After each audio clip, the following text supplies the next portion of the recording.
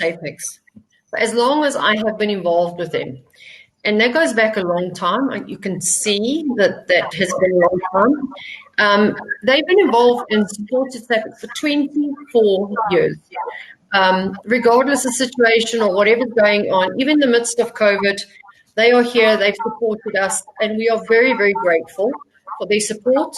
And we really, really value your ongoing participation with Safex. So that being said, I'm going to hand over to you, and you can go away. Joao, you are starting the presentation, so it's all yours.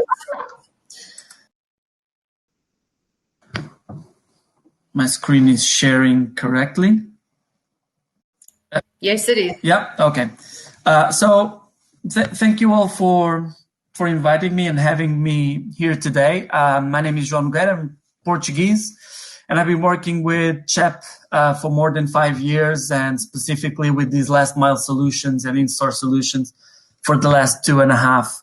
Today, I was asked and challenged by Conor to bring an example from Europe, and I chose an example from Italy. Hopefully, it will be inspirational and show you a little bit what we're doing and the stage we are at in Europe regarding these store solutions. So, a little bit about our vision, how we do things with a shopper in mind is really to use the insights from the store and work it back through the supply chain. So we work from the shopper to the store level, to the retailer DC, all the way to the manufacturer and the suppliers in order to provide an end-to-end solution that can be shared and connect people with brands and improves efficiency throughout. So Italy is a funny example from Europe. It's not your standard modern retail country. You can see here that by far the largest channel in Italy is still the traditional channel, even though it's losing share. And it will continue this trend until 2024. That's what the forecast at least says, that they will lose around 6% of market share, especially towards supermarkets, so the modern trade and discounters and discounter channels. They still hold a lot of gravitas with Italian shoppers. And this poses a challenge because your traditional channel is your mom and pop shops. It's your neighborhoods, your local markets, fresh fruit. It's your butcher. It's your fish market. And all of them have the same characteristic that they are highly bespoke, highly tailored to a certain group of people, while supermarkets and the modern channel, they tend to standardize to attract as many shoppers as possible. So there is a higher pressure on the modern trade to reduce the operation costs so that they can become more profitable and gain even more presence in the market and sway shoppers from traditional to these modern channels. Some of the challenges that these modern retailers face is the one-way wood that creates a lot of waste. So whatever comes in a non-recyclable, non-reusable solution, it just piles rubble in the back of the store and just generates inefficiencies throughout the supply chain. One of the studies we've done shows that whenever you send a flat pack display, 20% of them never reach the shop floor. So there is a highly inefficient promotional activity that is severely linked with the high setup costs. And you can see the bloke on the right kneeling down on the floor and just setting up packs of multi-packs of Pepsi Max cans. And this is really time consuming. It's not the ideal solution to raise the efficiency of the supply chain. And these are the perfect example of those displays that when the store is at the peak labor or peak times, those displays don't get assembled because they require that much investment. So we worked with a retailer, and I'm sorry I cannot share more who this retailer is due to confidentiality, but I can share a little bit about the story. They had two main points in their strategy there that we did target, and we did agree to them to work with, which are the first two on the left. So the supply chain efficiency, how can we improve that? How can we help? And the focus on promotion and price. Granted, in price, we cannot, as CHEP, a supply chain company, in the end, a partner to a retailer, we cannot influence price that much, but we definitely can influence the promotional part. And this is what we are going to show here today. So we broke this down into a few steps to get the efficiency up first, and we call it covering the basics. And the basics is working with the replenishment opportunities. So by using these replenishment pallet solutions for the highest rotators and the fast movers, so the best sellers, the results were actually impressive. So we can increase sales up to 30%, mainly because you create a dedicated space in store, in the shelf for those SKUs that perform better and have the highest preference and penetration into households. And you reduce drastically the out of stock situations, or if you want to put it the other way, you can improve the on-shelf availability. It carries a lot more stock than your manual replenishment. You can just compare the image on the bottom with these replenishment pallets to the shelves above. So the dedicated space to the ones that actually sell the most really improves the capability of remain on stock, which is by far the largest concern of any retailer in these days. In terms of store labor, by using a pump truck, by using material handling equipments, and not necessarily or not directly human labor, hands to unpack, to manually replenish, you can save this labor time and the replenishment costs up to 75%. It seems a big number, and it is. And to be honest, that's why we are at the point where we are in Europe, especially with replenishment, with these replenishment solutions, because the benefits for the retailer is really, really important. It simplifies operations, and especially during these COVID times, one of the concerns is the minimal touches. So if you have this solution coming already assembled, ready to go into store from the supplier all the way through store, without picking, without manually handling, you can also ensure that you have a better safety for shoppers and a better safety for the staff at the store. So just to sum up and to show you a little bit some other pictures about the execution in store. So you got on-shelf availability improvement, you reduce staff absence and reduce heavy lifting, and you free up staff to do value-added activities like actually serving customers and asking if everything is okay, do they need help. So all those value-added activities that retailers wish their staff would do, these kind of solutions can really free them up to do so. This covers the replenishment part and the benefits in what is a more straightforward solution, because in the shelf, as you say, in the shelf is the retailer that owns that space, that is complete master of that domain. In promotions, a little bit different. And these are the challenges that we found with the display pallets. There was around 450,000 displays a year in this retailer that came in 8 different kind of base types, as we call it. It could be no base at all. It could be standardized, could be plastic, could be wood. So there were so many execution ways of doing it that the efficiency, of course, went down as well.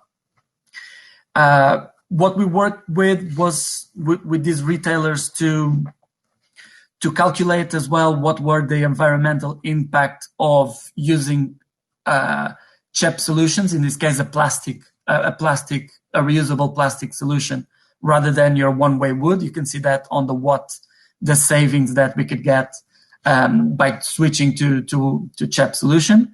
We set up a really strong team between CHEP and the retailer, and we analyzed what were the potential to, out of these 450 displays a year, how could we increase the usage and how could we standardize the promotions to increase efficiency. So one of the things we did was create, together with this retailer, a guideline on how should promotions come to this retailer, to this supply chain. So we introduced what CHEP was. We introduced what was the ideal solution in this case, because we worked with them, was a CHEP display palette. But there were options, of course, to use other solutions as long as they respected a certain guidelines, like the size of the palette, the material of the platform, to really bring this to life. And this was very, very important to set up the standardization. And does it mean that everything came on CHEP? No, that was not the goal. But everything came standardized in a CHEP-like, or at least in a platform-wise harmonious execution.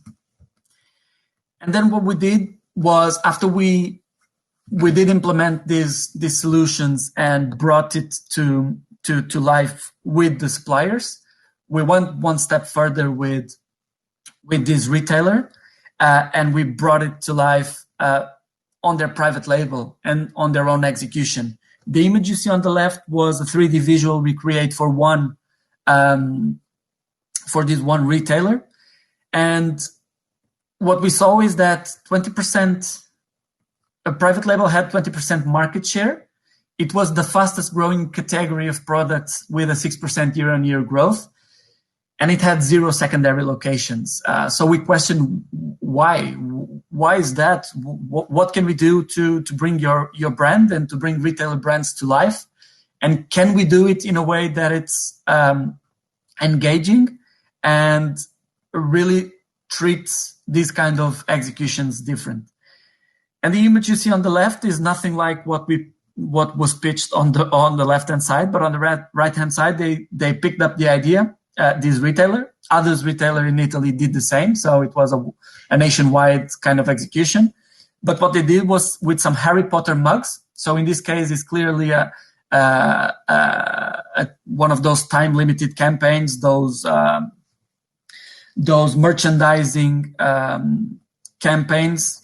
In this case, was Harry Potter. Could have been anything else. But it's one of those products that are not sold, are sold directly by the retailer on a sellout campaign. So they went for this solution to standardize the the promotional side. And as a result, we unlocked more than 500,000 opportunities for these platforms, 300,000 on replenishment, and a lot more, or a little bit more on display, just because of the sheer volume of promotions that come every day through the retailers. And since we started this back in our fiscal year 16, all the way to fiscal year 20, that just finished in June this year, we had a 15% growth in Italy on replenishment platforms and 40% growth on display platforms. So the standardization and the consistent work on conveying the benefits and aligning manufacturers and suppliers with retailers through a common approach to what are the challenges with modern retailers grants these results. And for CHEP was great, but it was great for for all parties involved in this kind of execution. That's it. That's it from my side. I will pass on to Conor.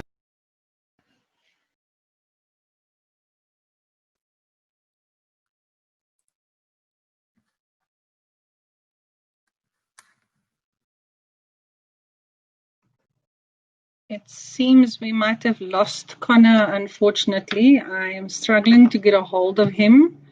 Oh. Tanya? I'm here. Are we not getting any response from him at all? No, I think he's battling on his side by the looks of it. Joao, are you able to do Conor's part of the presentation in the event we don't get him back online? Let me find this presentation because I do have it. Will I be able to do so? That's going to be a challenge, but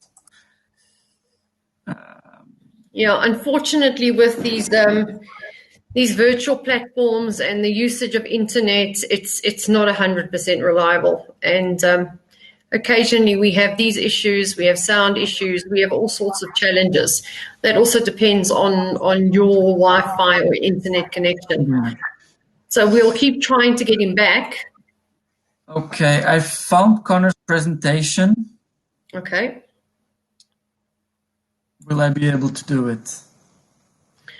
So while Joao is setting up there, are there any questions in the meantime that anybody would like to ask? Yeah.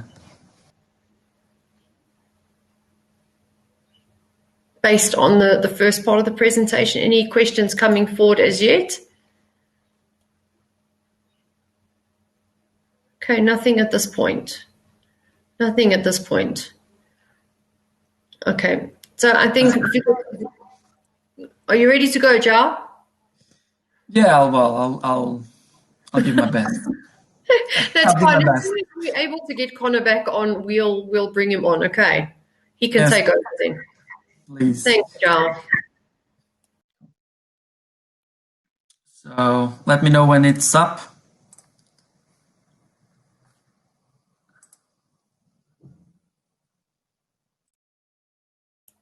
Can you see my screen? No, not yet. Let me give it up now. Okay, there you go. So let me give it my best. I am familiar with this case, though Conor would be able to deliver it much better than I could ever do it. But let's give it a go. And if you got questions and you want to know more details, feel free to join us in the booths. And for sure, you can get more insights out of Conor than you would ever be able to get out of me regarding the South African solution. But let's give it a go. How can I pass this? Okay, can you see it? Yeah, it's going. So a little bit like what we are having in all across the world with the coronavirus is putting a lot of pressure on stores and on how shoppers behave and on how shoppers actually prefer to go around their shopping. So one of the things that we have experienced is, I think all of us, we spend nowadays as little time as possible at a retail store. So we go and buy whatever we're missing, and we don't dwell as much on the shop floor. So what we are looking for, in essence, is a quick, stress-free, and contactless, in a way, experience. So we want to touch as little products as we can before we make our decisions, and we want to make it fast and get out of there. With this in mind, we did a study in South Africa some months ago using this retail-ready packaging.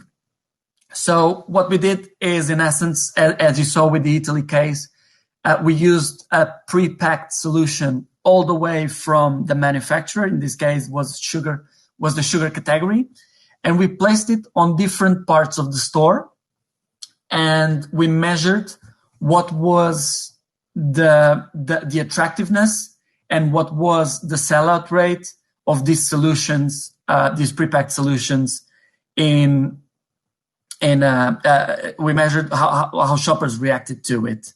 So these kind of solutions have some benefits to it. Of course, it's easy to identify. You can clearly see it from afar.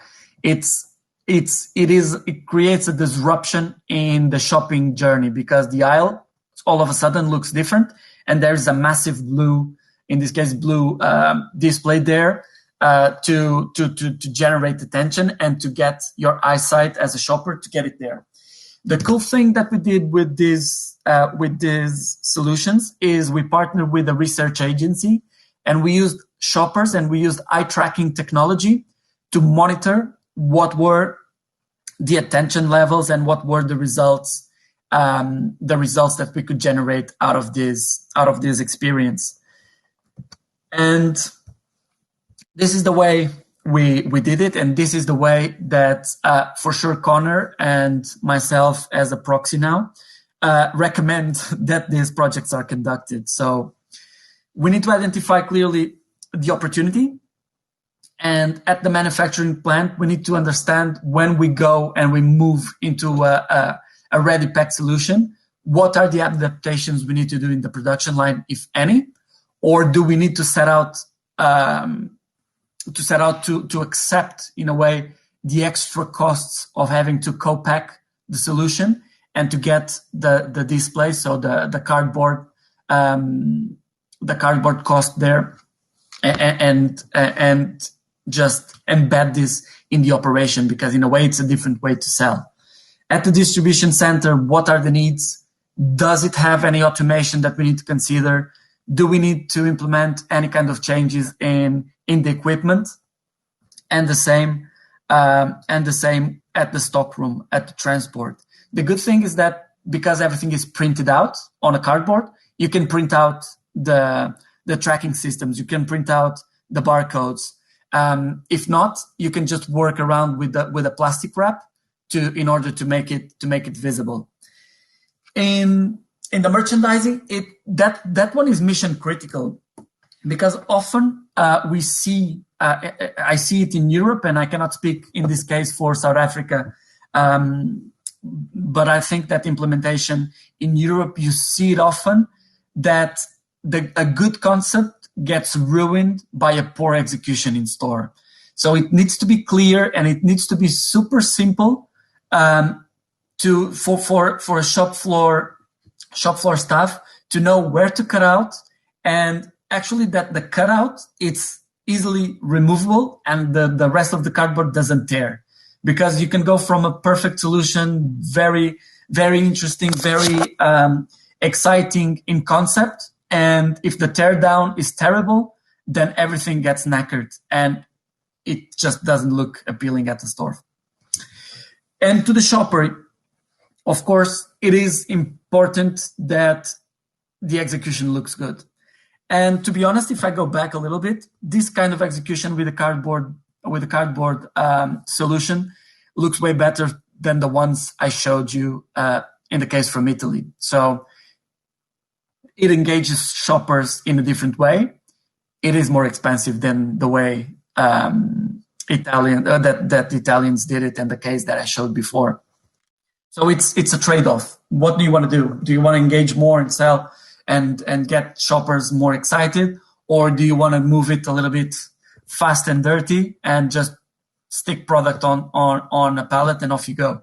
So that's the trade-off. And before I go and wrap this up, these kind of solutions, the eye tracking was really interesting. So it showed a much higher level of engagement. The sales were much better, so that this SKU actually outperformed what it did in the past. We tried this at the aisle. we tried this at Agontaland, and we tried this as a standalone in the middle of the shop floor kind of solution. So it also shows the versatility that when a good and a well-designed package can be brought to life in all store operations, in all store locations, by being clever about it. One of the cool things, and something that I did not expect, and was an insight that I took, and I use it nowadays in my discussions with manufacturers, is the devil is in the details. And especially when it's on aisle, let me put it back here, when it's on the aisle, all the beautiful layout and all the beautiful imagery that are on the sides, it's invisible. So what you see is the front, and what you see are the wings. So the corners between the front and the sides, those are the things that you as a shopper can see when they are implemented on the aisle. So all this blue space on the corners is actually wasted space that you can use to communicate with the shoppers. So these kind of insights you can only get and generate when you use shopper research methodology to fuel the solutions that you are ready to implement. So the methodology taken in South Africa was the prime example of how we at CHEP like to do things on the store solutions. Start with the shopper and work it back with the insights and the knowledge we generate, work it back to promote and to actually execute better on the shop floor. And the acknowledgements, I will not go into this one because, to be honest, it's not exactly my my part of the presentation, and I don't know what Conor wanted to say here, but in essence, this was the message that Conor would share with you today.